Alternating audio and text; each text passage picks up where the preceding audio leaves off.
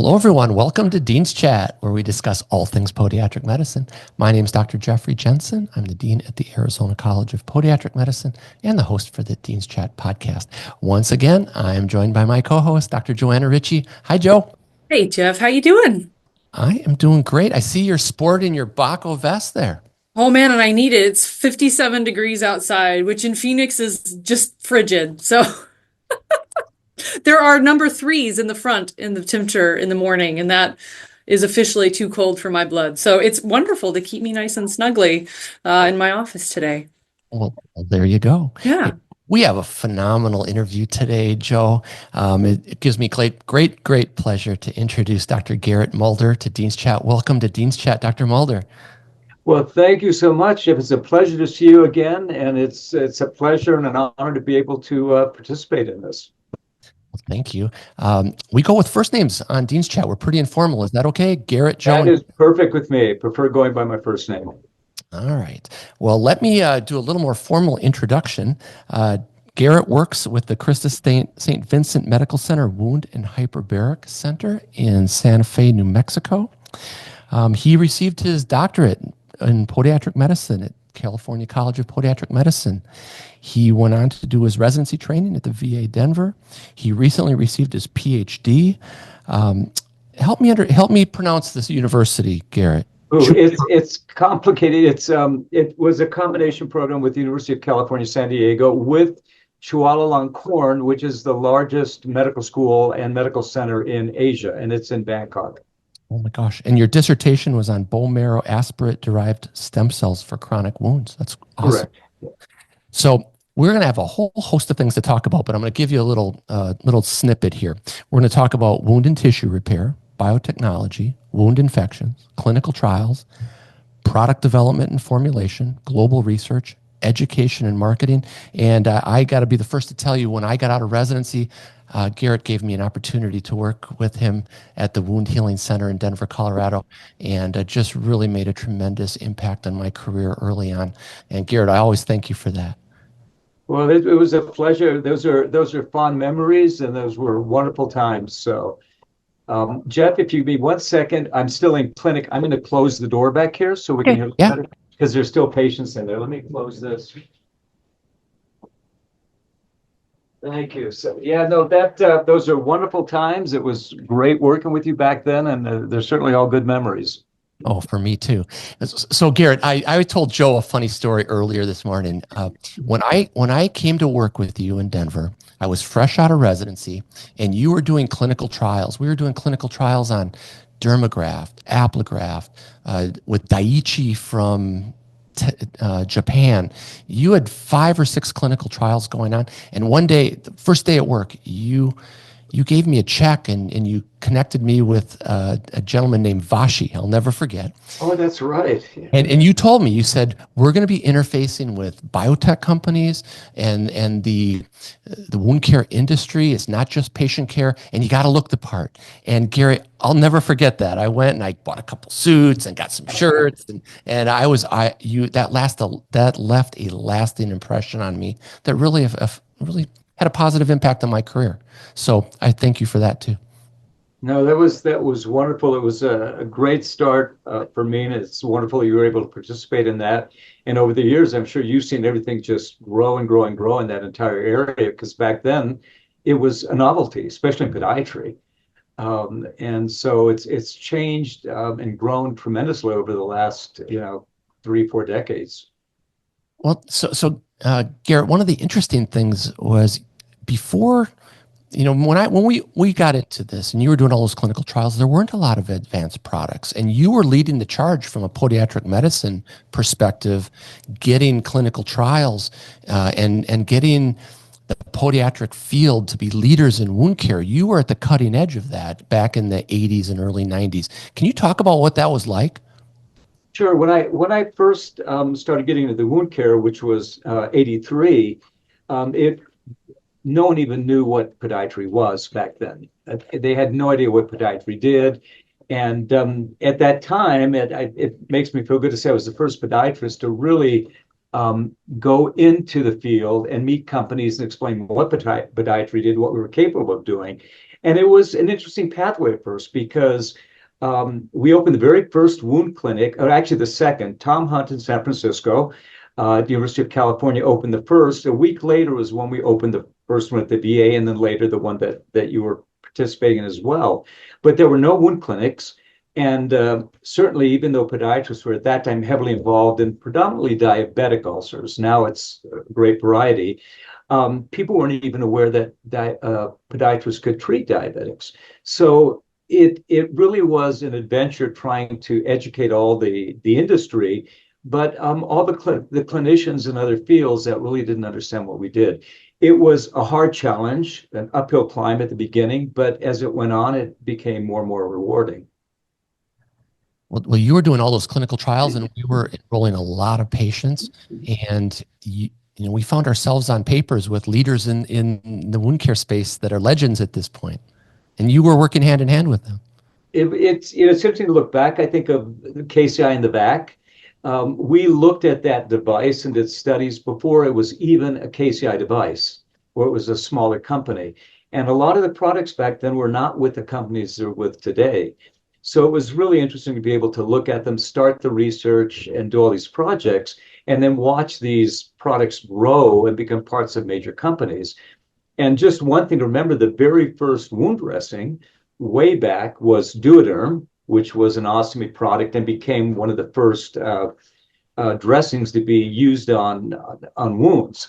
And from there, it took off, and now, my gosh, we have hundreds of products in the wound care field. But back then it was new, it was novel. And I think it was exciting because podiatry actually was introducing a lot of these into the community. That's right. You were at the forefront. Joe, your thoughts, because it's a different world out there today, right?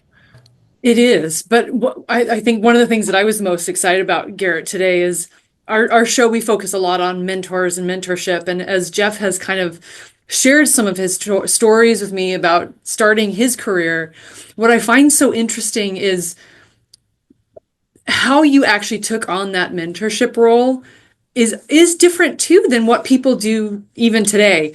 Like just that story that Jeff just shared, helping someone understand the way that you present yourself to these different companies is going to matter. Again, coming out of residency where you show up and you live in scrubs, you grocery shop in your scrubs, you go to the park with your children in your scrubs because that's your life.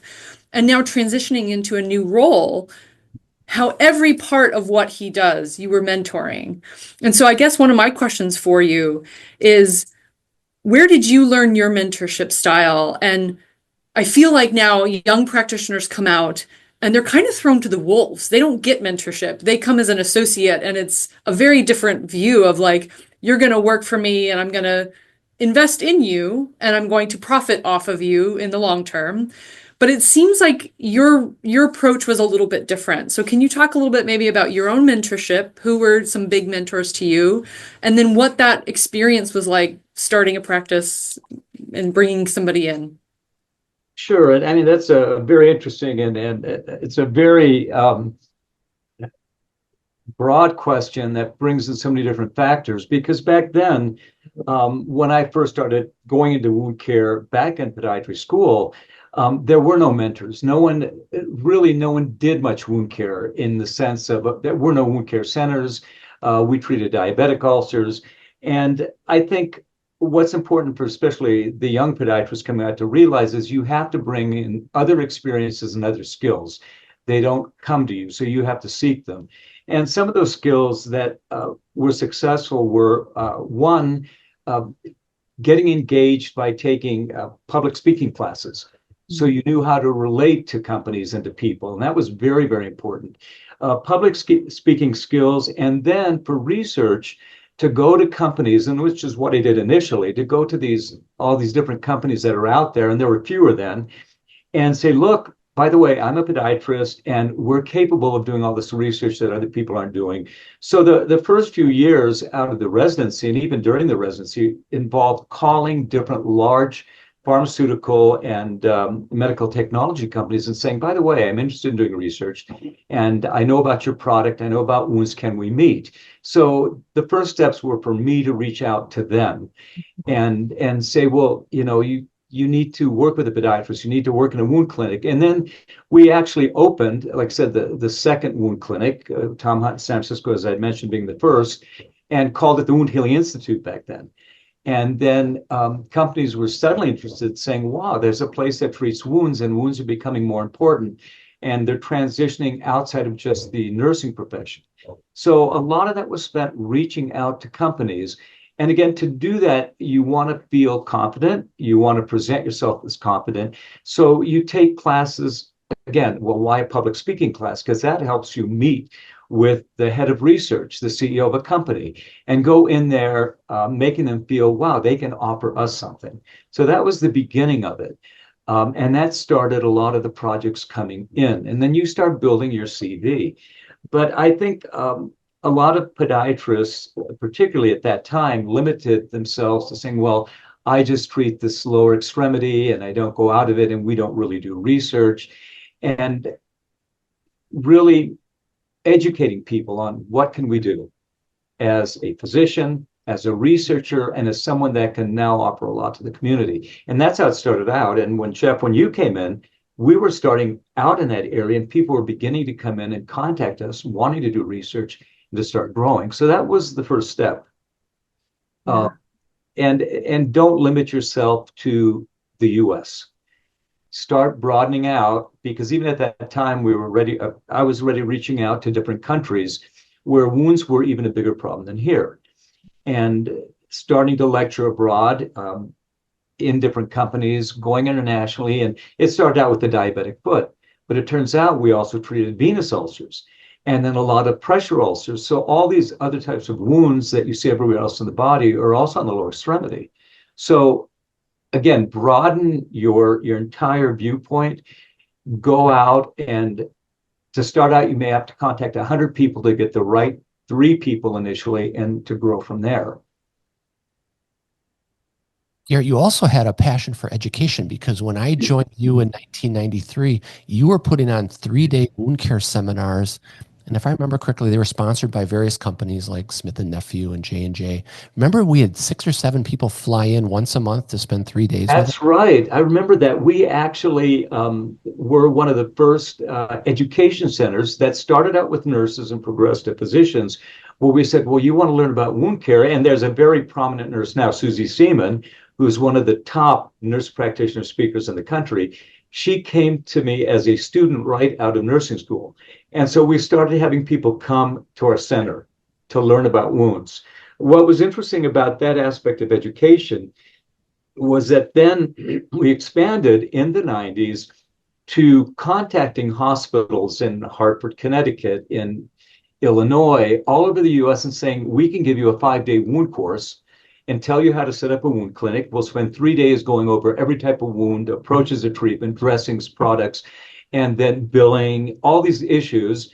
And then we'll teach you a little bit about how to open your own clinic. So we actually helped numerous hospitals across the country open up their first wound clinic. And it was before you had the groups now that do these wound clinics. But we also did that abroad. So later on, as we got into the early 2000s, and by then I was at University of California, we started contacting foreign governments in the Middle East, Saudi Arabia, Lebanon. We also Japan, south of the Asia Pacific, and saying, you've got huge problems with diabetics and different wounds. We'll come onto a 5-day course in your country. So we actually opened up 20 clinics in Saudi Arabia, over 100 in Mexico and South America, and then numerous other ones. So we started expanding out with education, and my passion has been education, and started creating educational materials. And you think, oh, that takes so much time and it takes so much capital. It doesn't. It does take time, but it takes more of a passion. And then, again, for the younger professionals out there, once you get your name out there, everybody starts calling you. And then it causes you to read more, learn more, and not stop. And I think one thing, when I progressed to the University of California, where I was at for many years in San Diego, is that podiatrists used to be isolated, but my position was part of trauma and orthopedics. You're considered one of the physicians, and the appointment was professor of surgery and orthopedics. you're considered one of the team, and you're involved in all the surgeries, all the care. And it's all because you've now educated these people who now look at your training and you become one of the team. And I tell people, don't expect to step into a room of people that don't know anything about what you do and your profession, and they all welcome you in, because that won't happen. You've got to educate them. So that has always been a big passion. And I would say, finally, get out there and publish, because publishing makes you well known. And even now, at this stage of my career, I've submitted 2 or 3 manuscripts on skin replacements. And I'm still getting involved internationally, because the more you publish, the more people, oh gosh, Dr. Jensen, I should contact him and ask him if he wants to do this or that. So if you look at people in our profession, particularly, that have become known, they've done it by publishing, speaking, teaching, even if it means going in your local community center as a start and then working your way up. Joe, your thoughts? It's such great stories. Yeah, no, and like I think so many different things that you're talking about, Gerit, are still relatable today. I think there's still so much education out there in terms of what podiatrists do, what we are capable of doing. And it reminds me, Jeff, of our interview with Tim Yoho, that excellence is the pathway to acceptance. And to your point of, working as a professor in the orthopedics department, having that opportunity to sit in a room with, dozen other people or more and showcase what you do and what your excellence is to help elevate the profession. Again, I think that there is no more noble task out there than helping everyone improve quality patient care. I'm curious about some of your international exposure and experiences. What was that? You had said you had started reaching out. How did you start that process? Was there something international that was an event that was happening that piqued your interest, or how did you start thinking about global outreach?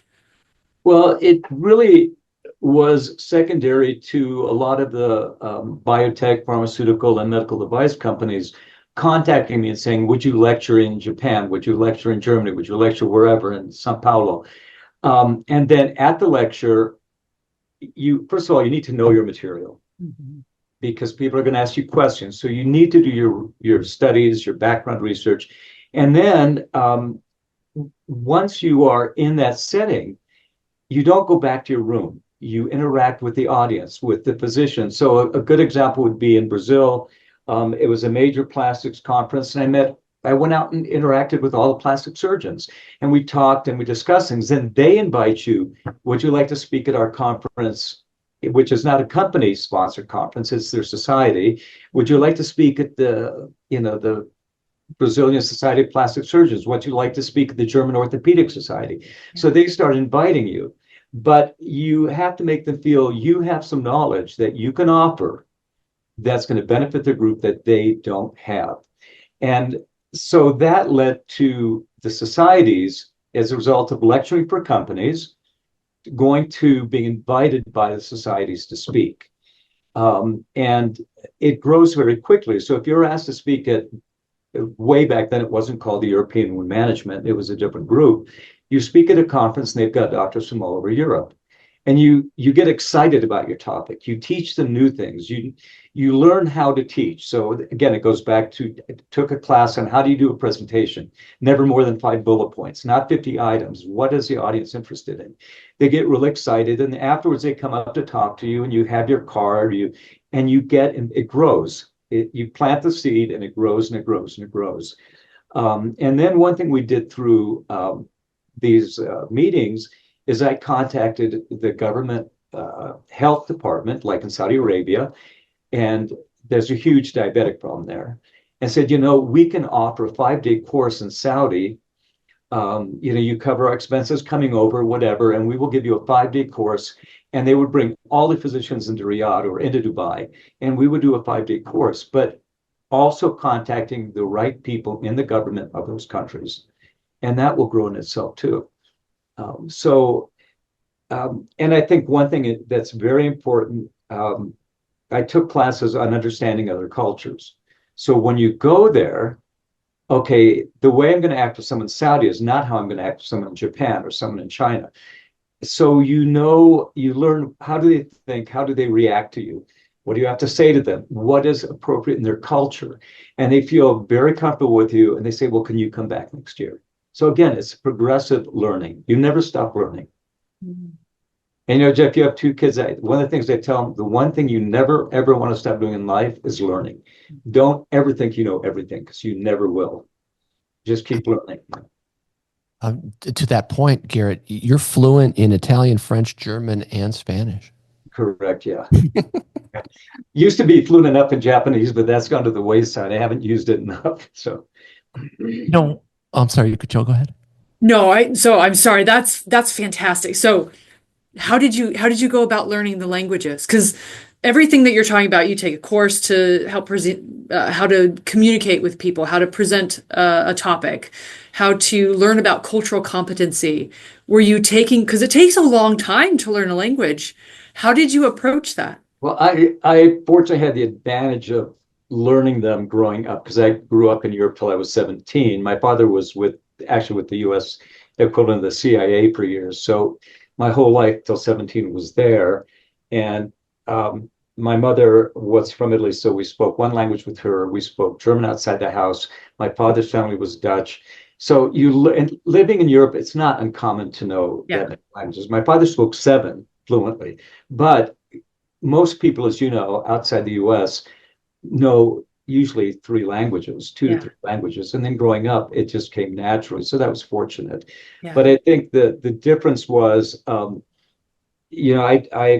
started a master's program in understanding the cultures, which was interesting because when I went to Germany, I totally different approach to the doctors there than, say, an English doctor in the UK, than a doctor in Japan. Again, totally different approach. So it's not even the languages, as understanding culturally how these people think.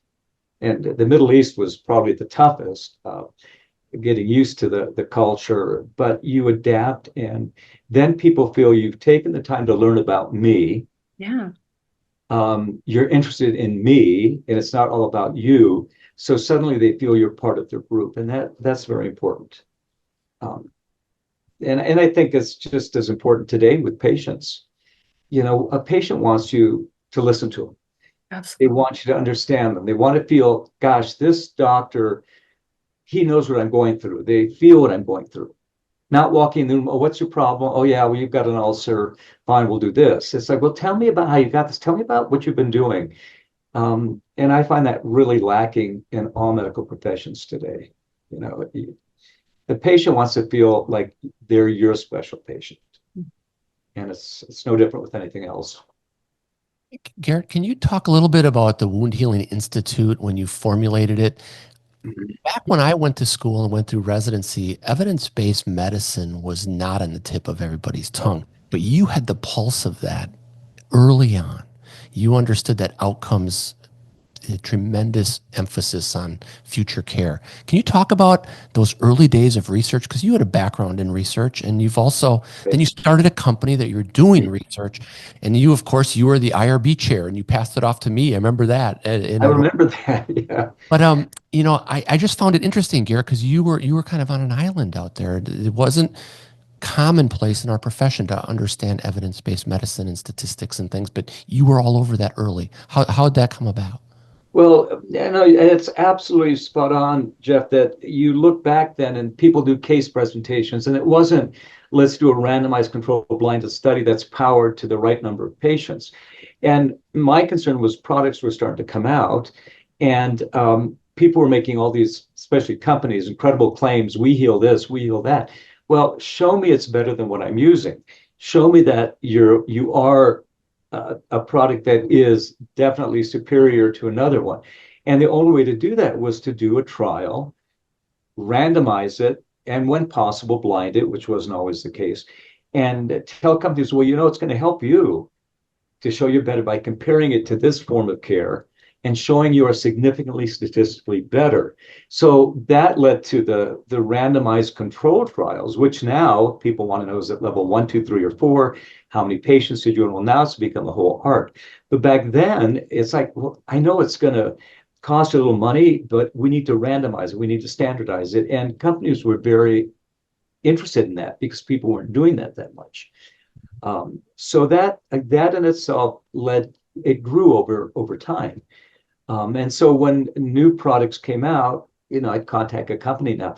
Yeah, you've got this great product, and you're saying your hydrocolloid dressing, which is nothing today compared to back then, is fantastic. Well, let's show people it really is fantastic by comparing it to what they're using. So that led to some of the trials. I mean, that's kind of just a little piece of it, but Gerit, I'll never forget when you came into the office one day and you calcium alginates were commonplace for highly right. exudating wounds, and you said that a company was coming out with a new polyurethane foam that could absorb all the exudate but not have the detrimental effects of drying out and right. affecting the granular, and that became a leave-in. I'll never forget that. You were the cutting edge of helping develop and test those products. Yeah, and I totally forgot. Yeah, leave-in goes way, way, way back. It's a wonderful product, but people weren't aware of what it did or how it was better. And studies do make a difference. And again, it was also contacting a lot of companies, and companies weren't aware of how to write some of the protocols for wounds. And so, I mean, even now, I had finished one not too long ago, writing the protocol for a major company, helping them write it and say, well, this is what you need to include. This is what you need to exclude. So that was another exciting area, the research. And we, even here now, we are backed up with research requests, mostly with biomaterials, because that's the new big thing of the biomaterials. So that is something, again, people think the industry initiates a lot of research, but some of the best research is initiated by physicians in the field. So there's a lot of research podiatry can still initiate, but Right. you have to write a proposal, submit it to the company and say, this is what you need to do, and the companies review it. They may write the protocol, or you may have to write the protocol.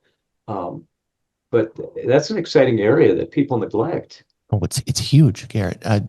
Joe, we've talked about this on other episodes. We're always asked, at the university, how do you get students involved? Or if they're not involved, how do you get residents or young practitioners involved in research? Gerit, if I were to ask you for those 5 bullet points or maybe fewer, what would you tell them? What would you tell a new young doc who's trying to make his way into the research world, how to get started? I mean, that's an interesting question, Jeff. A really good one, in the sense that, how do you finish your 4 years, and then let's say you do a residency? Now what? It's very expensive to set up an office today. Malpractice, especially here in New Mexico, is the highest in the country. You have all these things. You think, what am I going to do? Well, why don't you do research? And people say, well, research, I've never done that. Well, first of all, you have to have the interest. Okay, you have to be interested in learning something new, not doing just what was taught you. The second thing is you have to have the enthusiasm for it, saying, I want to get out there, I want to get my name known, I want to get people in. Then, as with any profession, you have to market yourself. And research allows you to market yourself, because I can put in, I mean, we see about 80 patients a day here, so we don't need to put it in an ad. But if I were in a town where we didn't see that volume, I could say, I'm going to put an ad in, we're doing research on X type of ulcer in our clinic, and now you market your clinic to bring patients in. And then finally, when you do the research, inevitably, if you're doing at least decent research, you'll be asked to publish it in a journal. That gets your name out now and brings in more research. So patients are always interested, not just in a good practitioner, but if they see, wow, there's this new treatment for this problem I have, and it may expedite the healing, it's going to bring more people in. So those are different, your enthusiasm, your marketing yourself, you're letting them know you have a way to treat that someone else may not be able to do. And then get involved with hospitals and community clinics. Because, Santa Fe, we have a big, big Indian hospital, and we have a very high Native American population. Well, that's a great diabetes population. And they love it if someone goes in and say, look, we're doing a study on diabetic ulcers, and we can treat the patients here, and it's there's no expense incurred by the patient because the study covers their cost. But then if you treat patients that way, when the study's done, the patients want to keep coming back to you. These people are saying, I got good care. I'm going to keep going to that clinic. So it builds on itself. And I see a lot of people that I feel badly for them because they're out of school. They open their doors. They have all these expenses, not to mention school loans. And then they're saying, well, how do I get patients in?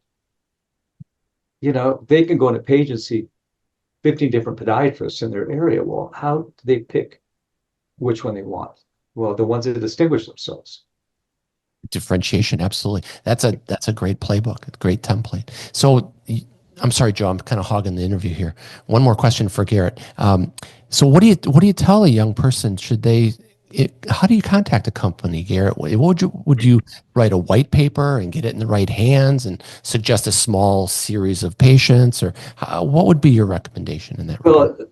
Well, things have changed tremendously from when I started contacting people, and you actually wrote a letter and mailed it, or you call them. But the best thing today is find out who is in charge. Let's say company X. Who is responsible for research in that company? It's really easy to find out. You can call the main central number and say, who directs research and who directs marketing? Okay, now you have two key names, marketing and research. And I'm Dr. Jensen, and I'd like to email them, and they will give you the emails. Okay, now everything starts out with an email today. It's not the letter. So you email them, but you have to have something that tax their interest. Like, I've read about your company, I'm fascinated with your products, and I feel I would really like to discuss some things I feel that may elevate people's awareness, whatever you want to say. And I would like to call you, because you always want to follow up an email with a call, because you may get 100 emails.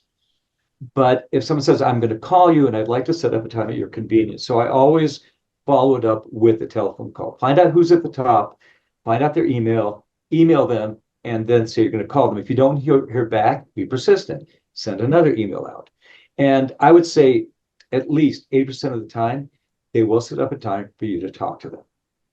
And you plan. So that contact, to me, it's really important. And if there's a meeting like SAWC, APMA, you say, now, are you going to be at this meeting? I would love to have 10 minutes of your time to meet them. Because as you know, nothing beats a face-to-face meeting.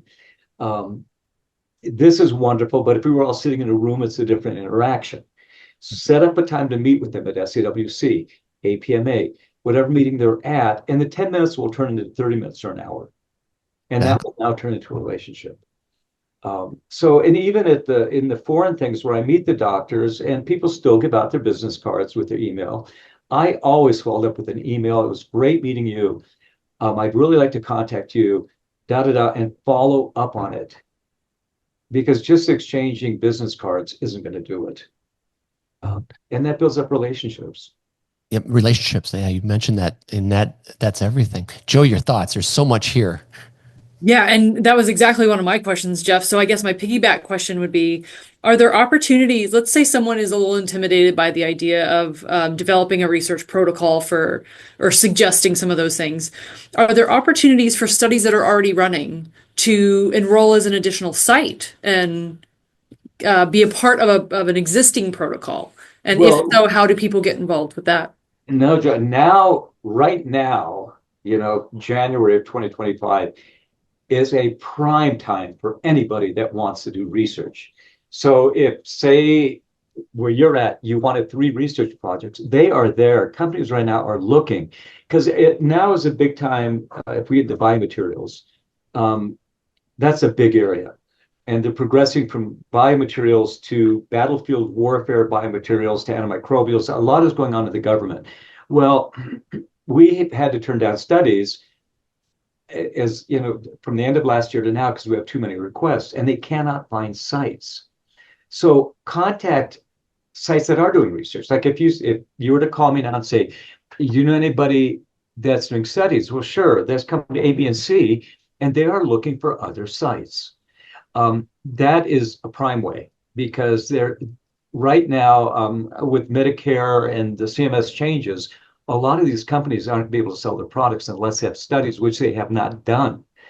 And they're desperate to find sites to do these studies, which their FDA and CMS are saying, we're not going to reimburse for your product anymore unless you have a valid clinical trial. Yeah. That's one way. So you can contact the companies, which is their R&D department. And they, believe me, which R&D? Pull out the last SAWC, the binder, the book they give you. And in the back, they list every company with their address and their phone number. You go through those, call the number, what's your R&D number, who's the head of that? I'm interested in research. If you know people that are doing research, contact that person and say, are they looking for other sites? So or if you're innovative enough and ambitious enough, you call and you say, I have a great idea for a study you haven't done. And they're going to ask you questions, how much do you want? How much is it going to cost? And there are guidelines for that. And do you have a protocol or do you want us to write it? Now, without getting into that, because it's a whole other area, there is an investigator-initiated study, which is something you or I would write for the company. And that gives you more control because you've initiated that study, and we've done those. And then there's the company-sponsored ones. Both are good. Company-sponsored are good, but if you have a great new idea, then you need to initiate it. But then if your idea is that good and they're going to profit a lot, then you want to make sure also legally that you have control of that study. So there are a lot of different ways to get into research. I tell people also, don't limit yourself to the podiatry conference. If you want to do wounds, go to SAWC. Take the time in the exhibition hall, have a lot of cards, go to all the booths that you're interested in and talk to them and say, by the way, we do research. I'm interested in your product. Can I get your number? Who is your head of R&D? Here's my card. So you basically are going booth to booth marketing yourself. And that is a great way, those SAWC meetings. And don't go to the smaller one in spring, go to the big one. In fall, go to the big one in spring. Yeah. And if you have a sponsor and you can get to the European wound management, go to that one because that's a whole different population of companies. It's a whole new group. Mm-hmm. And don't go into the government websites on research. You wouldn't believe how many government agencies are looking for sites to do studies with wounds. So I've been contacted for battlefield wounds, and they want you to research certain products that they're developing for battlefield wounds, for trauma, so that people totally neglect the government, the research.gov and government websites for studies. And those are all government sponsored. They're not pharmaceutical companies. And there's funding. And then the third option is, and we had to do this at the university because it was part of your promotion thing. You actually write a grant proposal. And that's the last thing, though. That's someone that's done this a while, because then you submit your grant proposal to NIH, and they have grants anywhere from $500,000 to $5 million. But you have to write the grant proposal. You better put a lot of time and work. It's not an overnight thing. But that's an advanced option where now for UCSD, I just got you a $3 million grant in the department. Yeah. So. Yeah, that tests your patience and fortitude doing those studies, as you know, Gerit, because they keep coming back and they want you to make modifications. Because I know in Miami, we work with DARPA, the Defense Advanced Research Projects. Yeah. And we looked at multi-drug resistant organisms, and man, it's such an exciting field. The military is cutting edge on so many aspects. Well, this is like mandatory listening for all of our students, because this is opening up opportunities that can really enhance their career. Garrett, I wanted to ask you about a couple of people that we have in common. John Boswick, he was so influential on me, and I know he was influential on you. In fact, you and I went to Hawaii to lecture at his meeting, the wound meeting a couple. Right. Can you reflect on John? I mean, he was just an incredible doctor and I researcher. met John, who was a phenomenal person, happened to live in the house behind us. We lived in Cherry Hills Village, and he was like 2 streets behind at that time. This was in the 80s. John was a phenomenal hand orthopedic surgeon. Well, he was the mentor for John Hansborough, who was right before he died, head of the American Burn Association, and he's the one that offered me the position at UC San Diego. Boswick was even before him because he was his instructor. And Boswick was one of those phenomenal, brilliant people. He was at the University of Colorado and a big hand surgeon that saw podiatry, a profession that had a lot to offer. So he was a big supporter of podiatry. He was a big supporter of wounds. And John was just, to me, he was, when I think of a mentor, I think of John Boswick, who was phenomenal. I think of John Hansborough, who headed up the burn, incredible mentor. And then I had the pleasure a number of times of interacting with Tom Hunt, who at the University of California, San Francisco, was really the father of wound care. He was all into oxygen and infection and wounds. So it was a different age and era. But Tom Hunt, who was a leader in wound care. And sometimes I was intimidated back then to meet some of these people. It's like, oh my gosh, or Bill Eaglestein, who was head of dermatology at the University of Miami many years ago, way back when Oscar Alvarez was there and Bill Eaglestein, Steve Davies. Now Kirshner is head of the department. But I remember the first time I met Eaglestein at a meeting, I was like almost shaking. Oh my gosh, this is a famous dermatologist. And I just finished my residency and he's not going to want to talk to podiatrist and But I got the nerve up to go up and introduce myself and start talking. And the next thing you know, he contacted me about one of my first studies, which was at Fitzsimmons Medical Center at the time. But Bill Eaglestein, you're looking 1983. Wow. I finished the residency and wanted to get into it. Those are mentors. And I've learned, don't be intimidated by everybody. Be respectful, show interest, but be confident when you go up there. And these mentors, I look at Boswick, Hansborough, what I gained from them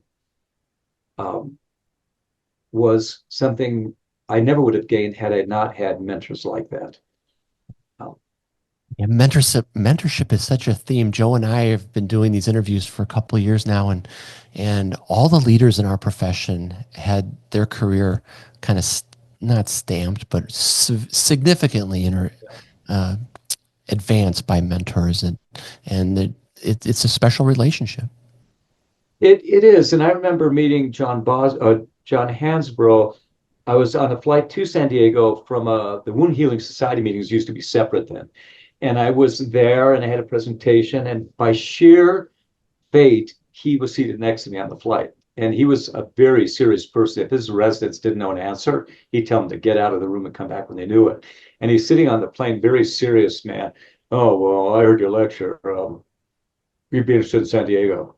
And it was like, and I was like, oh my gosh. And I remember when he invited me out, he asked a number of questions, and I was able to answer every one of them. He didn't throw you out. Yeah, thank goodness. And he was, well, you obviously know your material, so you should come here. But I have been with him in a room where he would say, yeah, someone wouldn't know the answer. And they were trauma and burn residents. He would say, just come back in here when you know it. So knowing your material, and, I was in awe. I didn't want to be cocky. You don't want to be, but I didn't want to come off as someone, oh, I don't know anything. Please teach me everything. That's as bad as being cocky. So when I look back at the people that really affected my life, he was one of them. And I don't know, Jeff, if he had passed away yet then he had a brain tumor. Dennis Janigan was chief of geriatrics at the VA. Yes, Denver. I remember him. Yes. And he was, when I started, voted the top man in the profession in the U.S. under 50, because he was in his 40s at that time. And he was a incredible mentor, incredible mentor. And unfortunately, he did pass away at a young age. But it's those people that you can learn from. And those are the people to me that, later you become a mentor and people want to learn from you. But if you are starting out and you can somehow meet these people, go up to them and introduce themselves at a meeting. Say, I've heard all about you. Is there any way I could come and spend a week at your clinic in wherever, Phoenix or Miami? Or most of them are very receptive. And that, if they do invite you and you're a mentor, then you learn and you grow, and and people are also afraid to ask questions at conferences. Right. Inevitably, people are afraid to go to the microphone or raise their hand or make yourself known. Go to the microphone, ask a good question, and then after everything's done, go up and meet them. Stand in a line with 5 other people, shake their hands, ask for the business card. But yeah, I have to say that one of the worst things, I have my iPhone, I'm addicted. The worst thing in the world that's happened is the iPhone, because people would socialize, go up, speak to them in person, and that type of direct one-on-one, is irreplaceable. So, It fosters the relationship you've been discussing. Yeah. It really does. And I would encourage all the students to, if you want to be more than someone that's in an office, 8 to 5, doing the same thing every day, you've got to make a difference. It's not going to come to your door. Absolutely.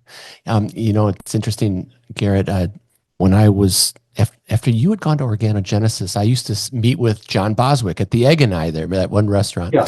And oh yeah, I remember that. When we were writing NIH grants, I asked him, who would you get worldwide for leaders in diabetic feet? And he said, well, Paul Brand, of course. I didn't realize that at the time that Dr. Boswick and Dr. Brand trained together in Illinois at one point. And so anyway, what you said is so true. If you don't reach out, you don't be vulnerable and give it a chance, right? You never know what's going to happen. Great things happen. Right. And with podiatry, it's harder because a lot of people have asked me, well, I'd like to work at a university and be on faculty. Well, you just don't go there and say, I want to be on faculty. But you might meet John Hansborough and say, I'm not here, but I really would like to observe what happens in the burn unit for a week. Can I get permission to follow around? They'll let you come in, they'll get the permission. And then after a week, you say, wow, this was phenomenal. How can I learn more? And then you start establishing yourself. I might be able to offer this to a clinic. Maybe they'll say it's 1 day a week initially, then it's 2 days, and it's full time. But I think a lot of students today say, I'm just going to send an email and see if I can get a position there or do this. And, you probably both get so many emails every day that you ignore half of them. Right. Delete. Yep. Make yourself known. And most of the mentors are older, right? And we grew up where we didn't have the iPhone, and they're still used to people contacting them. And they're used to some of the interaction that we don't do as much anymore. So it's a little harder. I look at my kids that are, a little older than yours, but so many kids today can only communicate by texting. Mm-hmm. And the art of orally communicating or picking up a phone and talking to someone really gets you a lot farther. And I think the younger generation they don't know what to say on the telephone, but they can text it. Well, get on the phone and say what you would text. It just makes those that get on the phone stand out that much more. It does, because a live interaction is 100 times better than a text. It definitely is. And consulting everywhere in the world, you sit in a room with 6 people for a day, you are going to produce so much more than if you had a teleconference with 6 people in different parts of the globe. It's not the same as a live interaction. It still isn't. Yeah. Joe, your final thoughts. Yeah, and actually, Gerit, I've been tumbling around something that you had mentioned, and I think it's a really important point that I would just like to kind of re-emphasize. I really appreciated what you said about when you did show up and you made that relationship, that you don't cower, like, oh yes, I know nothing, teach me everything. The other one that we'll hear often from people is, I'm just a podiatrist. Right. I hate it when they say that. Yeah. It's like, But I'm just a nurse. yes, yes. You're not Yeah, just, or I'm just a PA. right. No one is just a, right? You bring your own knowledge and Absolutely. expertise. But I appreciated that you also mentioned, but you don't want to go the other end of the spectrum and show up and pretend like you know everything, and that the whole reason that you're there is to learn something from someone. And so, as you've had various interactions with multiple different specialties, both nationally and internationally, how do you find some of those balances of being able to articulate what you do know without coming across maybe like you're one-upping or trying to show off? Like, how do you kind of find that balance as you're communicating with people? I always kind of, even though I may know something, people like to feel they know as much as you do or more, even though they may not. So I may go to a conference and meet someone that is just lectured and their opinion is totally opposite mine. Mm-hmm. And how to treat a radiation burn or Okay. ulcer. Okay. And I don't go up to them and say, well, here's how I treat it, because it's defensive.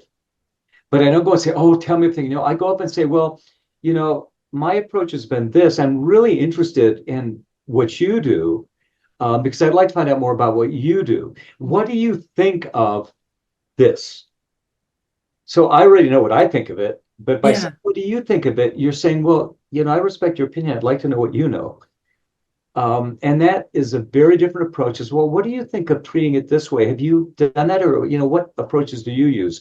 So you pull them in by basically saying, well, I respect your knowledge. I'd like to know about what you know. We all like to talk about ourselves, but what people really like is the best person is a listener, but they like to think you're interested in what they do, which may be true. So like I may meet someone and say, that was a phenomenal lecture, and I've always done this. Explain to me your approach and why you think it's so important. So it's kind of reversing it with that person and taking that in. And that's important with everything, And you had mentioned DARPA. One thing I want to throw in is I'd had contact. I was supposed to go work for them, and I won't get into what happened with change of candidates in the White House, but they did away with the department. But it's a great area because I can tell you right now, DARPA's main three interests now, big with any specialty, is bacterial warfare and viral warfare, right? That's really big. So they're looking for top virologists. They're looking for top trauma specialists because the battlefield. And the third top three is treatment of wounds. And when I asked them why, because they're worried about major world war, nuclear injuries, battlefield wounds. How can we treat these fast and efficiently? So wounds was in the top three DARPA areas, which is amazing.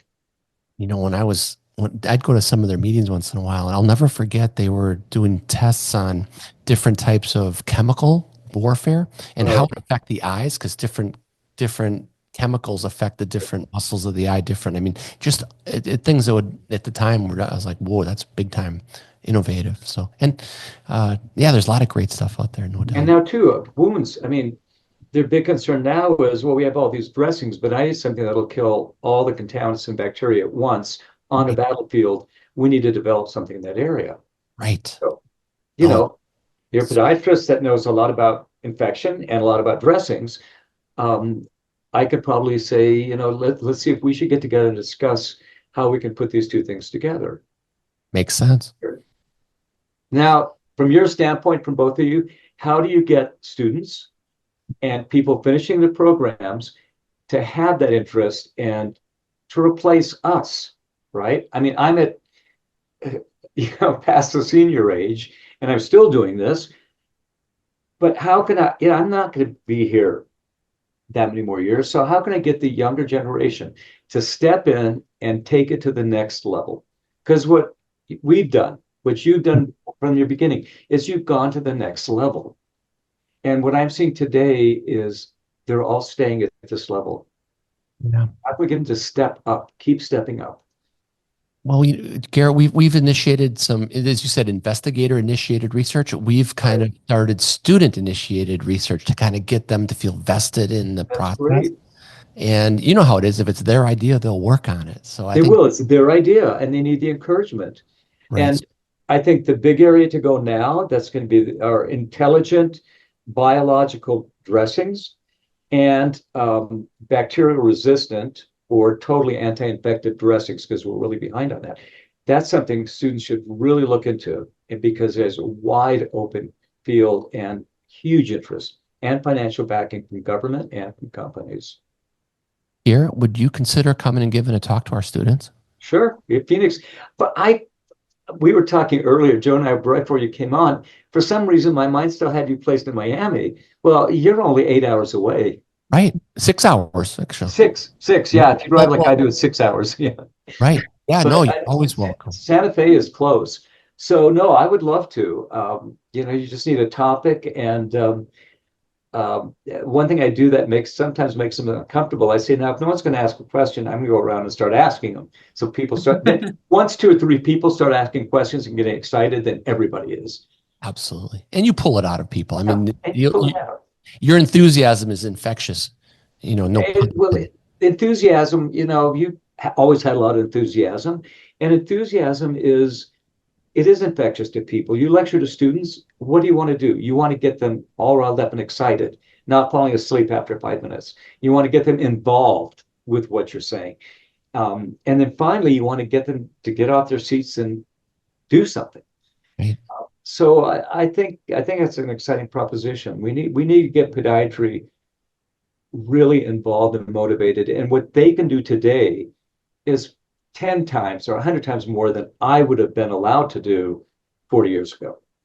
Well, you were a trailblazer. You're the one, you got us in this position. You're one of the leaders who got us here, Garrett. Over many, many years and many different issues going on, right, Jeff? A lot has happened. And I look back, and podiatry now is considered in most places a medical profession. I mean, it's like you're a physician, you're a DO, you're a DPM, you're an AD. But how long has it taken to get there? It's not overnight. Absolutely. So, well, Garrett, so two things. One is we want to have you come out to the school, and two, maybe we do another one of these down the road, updates in the future of wound care. How's that sound? Would love to. And I think if you are going to do an update, I would focus on organogenesis. Was one of the first basic biologics. Oh, yes. Now we've got so many that people, how can they differentiate between these? And one last thing, you were mentioning staying involved as you get older. I'm supposed to go to Yuma this year on a huge panel they're doing to differentiate all the biologicals. Oh. So, it'd be nice to see younger people, but I hate to say this, but the average age of the person on that committee is probably 65. And we need to get young people in there, Well, I know some people in Yuma. We can talk offline. That'd be great. Yeah. We want to get them involved, and we want to pull in the young brains that come up. I mean, I still come up with new ideas, but I came up with more. Maybe it's my neurons setting in. It's more than 40 years. 45 years ago, my brain was tick, tick, tick, ticking.